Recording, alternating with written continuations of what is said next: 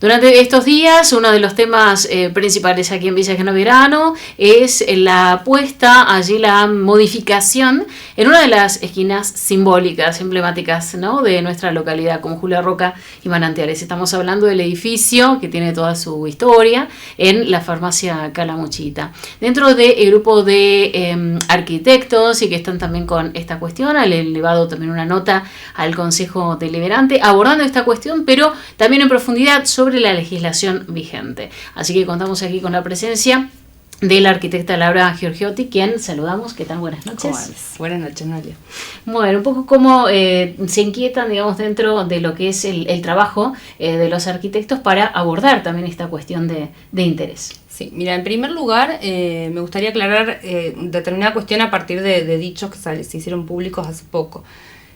Cualquier universidad de la República Argentina que pretende emitir el título de arquitecto está regido bajo leyes nacionales que estipulan determinados contenidos básicos de la carrera, lo cual permite que un arquitecto que se egresó en la Universidad de Tucumán pueda hablar en igualdad de términos con uno que se egresó en la UBA o en Mendoza. Los contenidos básicos curriculares específicos al tema de patrimonio se dictan desde las áreas de ciencias sociales, de la cual doy fe porque soy docente de la Universidad Nacional de Córdoba en una de las cátedras de historia, donde se enseña el tema de patrimonio, ¿sí? Esta cuestión general es la que a mí me permite, no solamente a mí, sino a todos mis colegas matriculados en la Regional 3, nos permite opinar al respecto del tema de patrimonio, porque además es una de las incumbencias legales del alcance de nuestro título. A eso se le suma, digamos, a la formación que sale de la academia, se le suma una cuestión que tiene nuestra profesión, que es la habilidad o la capacidad que nosotros tenemos para materializar las ideas. O sea, además de diseñadores, nosotros somos técnicos y constructores, ¿sí? Si bien nosotros tenemos conocimiento desde la Facultad de Construcción y de Cuestiones Técnicas, muchas de esas habilidades y de esos conocimientos nosotros las sacamos de la calle, interactuando con el electricista, con el plomero, con el durlero, porque en el mundo de la construcción hay más de una solución posible para el armado de las columnas, para las instalaciones eléctricas. Entonces tenemos este plus de formación que tiene que ver con la cuestión del oficio. Sumado a esto está la cuestión de las especializaciones y los posgrados. En mi caso particular, mi especialización, como te decía, es en Historia de la Arquitectura, que es de lo que trabajo, además de tener cursado una maestría en Antropología con una tesis específica sobre la conformación de la identidad de la villa. Pero además, dentro de la Regional 3 hay arquitectos matriculados que tienen especializaciones en estructuras de grandes luces, en arquitectura bioclimática, en construcción en barro, en construcción vía seca, en gestión ambiental urbana, ¿sí? Tengo el orgullo de tener colegas matriculados en la regional con muchísima formación y muchísima experiencia en la zona. ¿Tener especializaciones anula el tema de opinar sobre patrimonio? No lo anula en absoluto, justamente enriquece la discusión.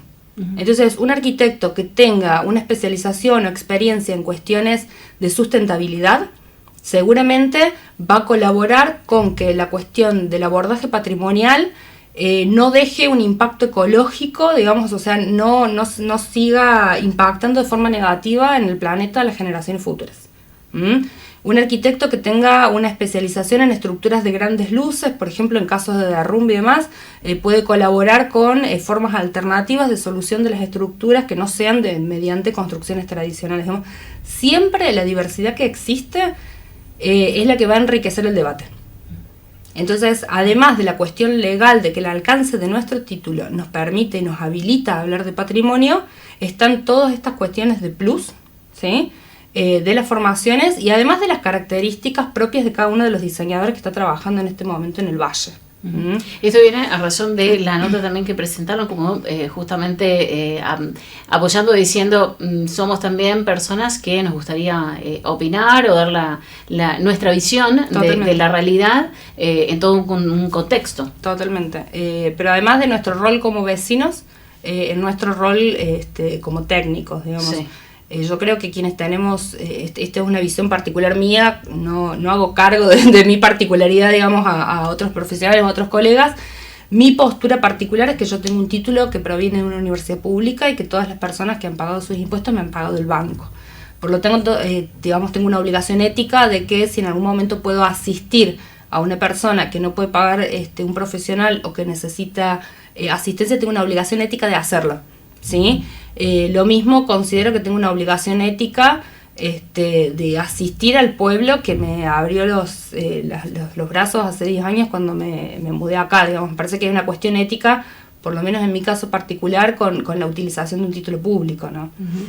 Y en este sentido, el aporte que pretenden acercar para este caso y otros, porque sabiendo que hay también otros tipos de edificios, de construcciones que también cargan con su historia y demás, su contexto, entonces, bueno, atender. Correcto. Más allá de lo que está, sino de lo que se viene. Exacto.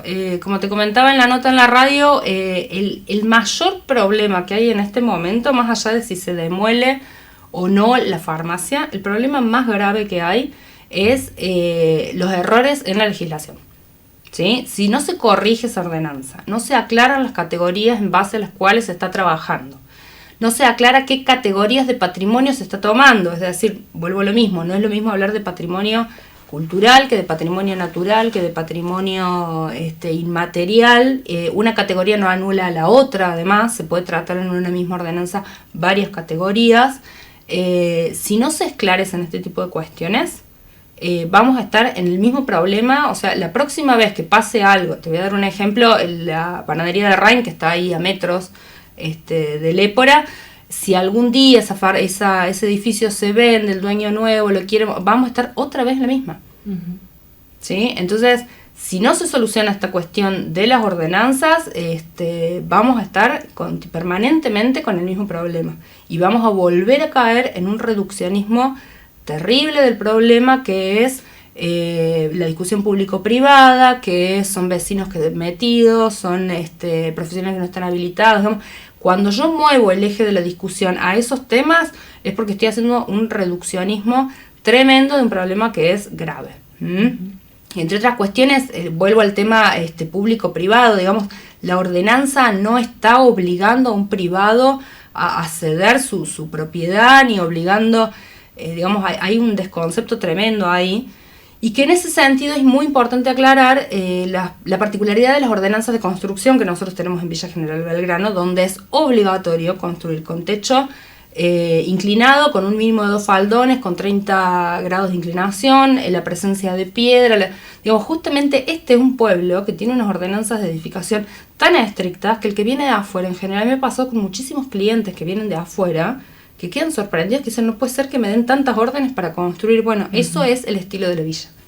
La consistencia y la continuidad en el tiempo es lo que le da estilo a la villa. Uh-huh. Y esas ordenanzas son el producto, si bien en su momento encabezó Horacio Rodríguez y otros arquitectos, digamos, la formalización por escrito de estas ordenanzas, la realidad es que estas características son...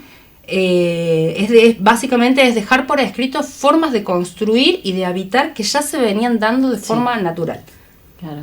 ¿Sí? Entonces es básicamente dejarlas por escrito, más determinados agregados que tuvieron esas ordenanzas de Horacio. Voy a nombrarlo a Horacio nada más, pero hubo otros arquitectos involucrados, que fueron ordenanzas que sin duda fueron brillantes en su momento, porque hasta el día de hoy con pocos ajustes siguen funcionando. Claro.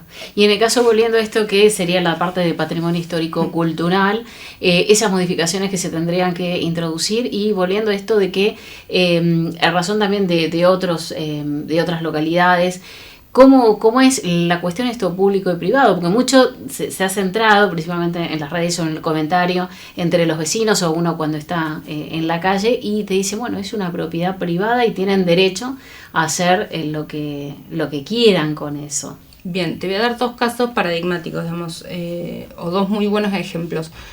Uno es el caso de la localidad de Tulumba, aquí en Córdoba, digamos que vive, es una localidad premiada, ¿no? Sí. Que ahora recibe como uno de los lugares simbólicos, ¿no? Totalmente. Si bien Tulumba tiene construcciones que ya pertenecen al siglo XVIII y al siglo XIX, digamos, es otro tipo de construcciones y demás, estamos hablando sobre todo de arquitectura doméstica.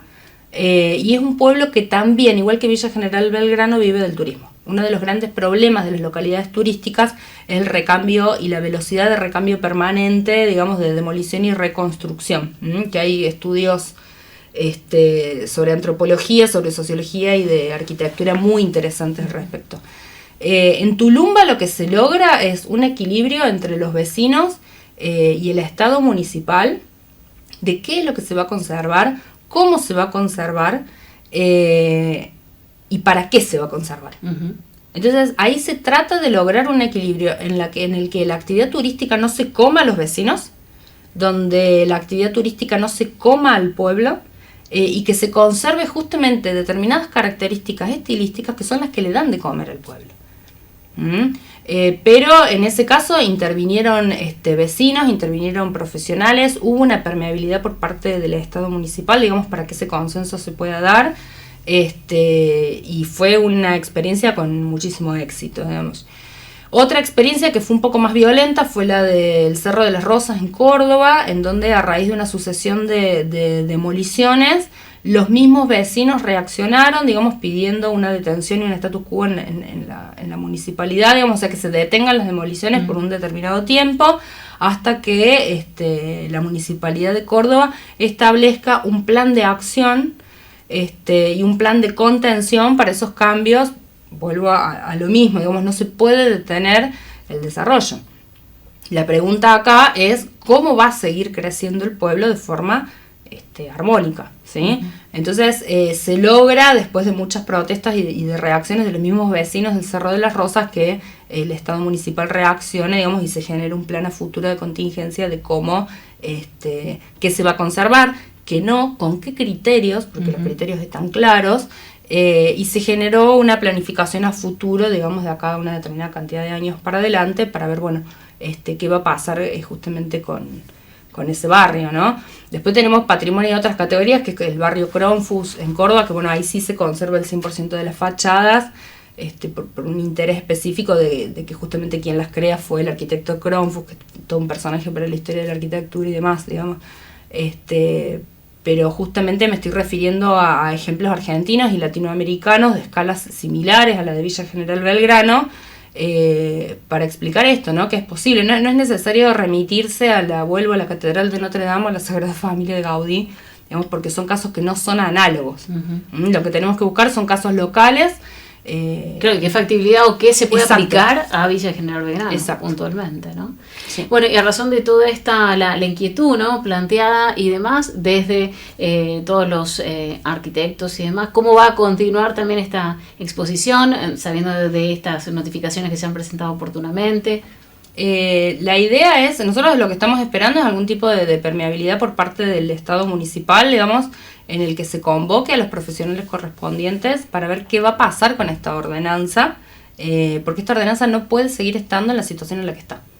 O sea, vuelvo a lo mismo, si seguimos con esta ordenanza vigente, de acá a unos años va a pasar lo mismo con otro edificio, va a pasar lo mismo con otro edificio, y vamos a estar siempre en una rueda, digamos, que no tiene fin. Y después, bueno, nada, un mínimo de respeto y de reconocimiento, digamos, a los profesionales que vivimos y trabajamos acá y que estamos formados para intervenir en este tipo de cuestiones, por un lado, y un mínimo de respeto, digamos, a los vecinos, que vuelve a lo mismo. Las ordenanzas que hoy tenemos son el resultado de formas de habitar y de construir de los habitantes del pueblo. No salieron de una galera, tienen una construcción histórica que hay que respetar, y hay otra cuestión muy particular, que es el hecho de que ningún estado, en ninguno de sus estratos, ni nacional, ni provincial, ni municipal, puede decir con el dedo qué es patrimonio.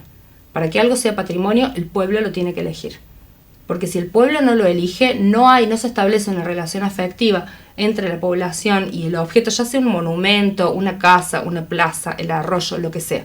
Si no se establece una relación afectiva entre lo que se declara patrimonio y la población, es cuando la gente lo deja de cuidar, lo tumban, lo rayan con el aerosol, se descuida. Uno de estos casos son los tótems que se instalaron en el centro de la villa. Hoy están siendo usados, por un lado, como basureros, porque hoy estuve caminando por el centro, más del 60% de los tótems tienen basura adentro, y por otra parte, el sistema de visualización, digamos, que se utilizó, condensa agua, se ha ido mojando con humedad los papeles, digamos. Cuando eso se hace sin consulta a los profesionales, digamos, hay diseñadores industriales que pueden diseñar estos dispositivos y de forma inconsulta con el pueblo, porque en su momento también generó mucho revuelo qué propiedades se señalaron y cuáles no como relevantes. Pasa esto. Hoy son basureros, lamentablemente. O sea, más allá de cualquier discusión estética que se pueda decir si la chapa sí, la chapa no, la madera sí, la madera no, la realidad es que el dispositivo está mal diseñado porque se han humedecido todas las hojas y no se puede leer más, y que la parte metálica de abajo hoy es un basurero. Entonces, eso es lo que pasa cuando se decreta que algo es patrimonio sin consultarle al pueblo.